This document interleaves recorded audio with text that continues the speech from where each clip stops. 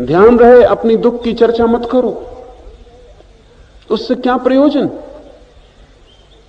सुख की चर्चा के लिए नहीं कह रहा हूं, लेकिन अपने सुख को प्रकट करो।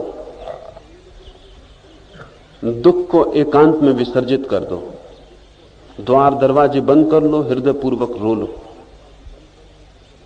चीख लो, चिल्ला लो, लेकिन दूसरे के पास जाके दुख की चर्चा मत करो, क्योंकि ना तो तुम दूसरे के सुख में सहयोगी हो रहे हो, तुम उसे भी दुखी कर रहे हो।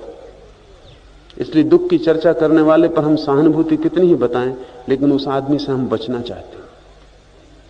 वो ना मिले तो अच्छा, क्योंकि वो अपने दुख की तरंगें हम तक भी पहुंचा देता है। और अगर हम उसके दुख की चर्चा सुनते भी हैं तो इसी आशा में कि वो चुप हो जाए तो हम अपने दुख की चर्चा उसको सुनाएं। ऐसा दुख का लेन देन चलता रहता है। दुख की बात ही बंद कर दो। दुख तुम्हारा निजी है, उसे तुम निज में ही भोग लो।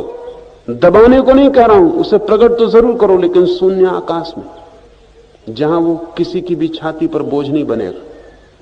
और दुख बता के सहानुभूति मत मांगो, ये भिखमंगापन है।